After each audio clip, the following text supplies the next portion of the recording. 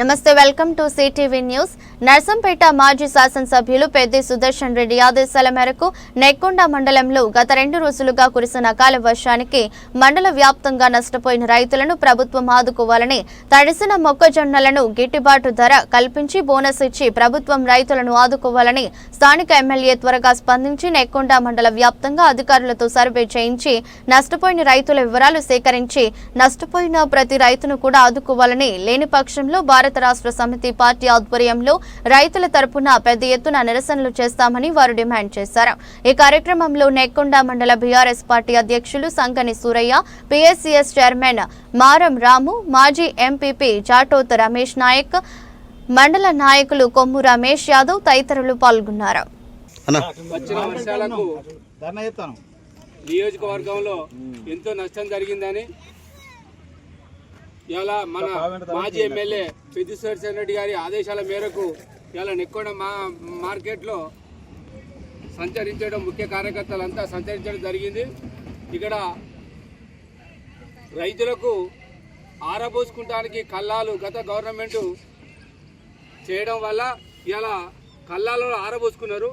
అనుకోకుండా వర్షాలు రావడం వల్ల రైతుల్ని పట్టించుకోకపోవడమే ఇవాళ తడిసి ముద్దయిందనే కారణంతో ప్రైవేటు కాంట్రాక్టర్లు, వ్యాపారులంతా తక్కువ రేటు కొనే అవకాశం ఉన్నది. రైతులకు నష్టం జరుగుతుంది కాబట్టి అధికారులు వెంటనే స్పందించి దీన్ని గవర్నమెంట్ గతంలో కొంటా అన్నది అదే లెక్క ప్రకారం కొనాలి.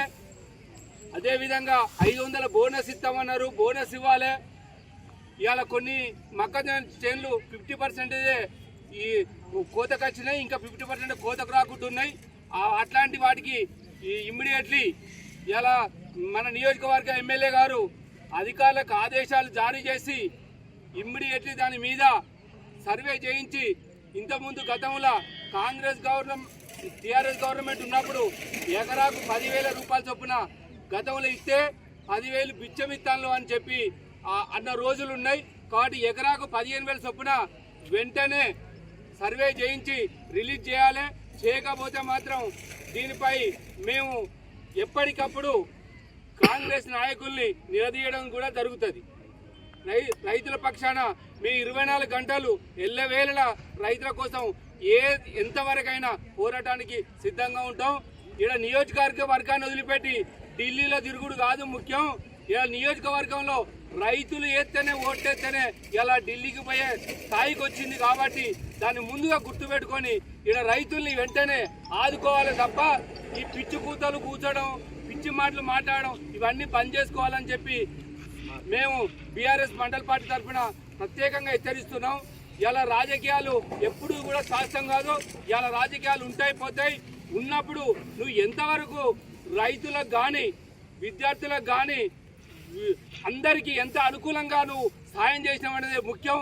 ఇవాళ అన్ని పక్కన పెట్టి అభివృద్ధి కార్యక్రమాలను నిల్లు చేసి ఇవాళ ఏమైనంటే వ్యక్తిగత కారణాలతోటి వ్యక్తిగత పగలు పట్టుకొని ఈ రాజకీయాలు చేయడం, ఇది పాపం గడుపుకోవడం కరెక్ట్ కాదు. ఇప్పటికీ ఇంచుమించు 2 సంవత్సరాలు పడ్డది. ఇప్పటి వరకు ఏ పథకాన్ని కూడా కొసేల తీయలే.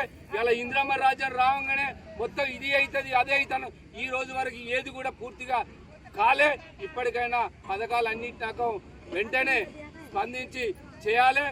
తర్వాత ఒక వన్ వీక్ లోపే మీరు 1 వీక్ లోపే రైతుల పంట నష్టపరిహారాన్ని రిలీజ్ చేయడానికి ఇవాళ మాధవరెడ్డి గారు సపోర్ట్ చేసి సాయం అందియాలి.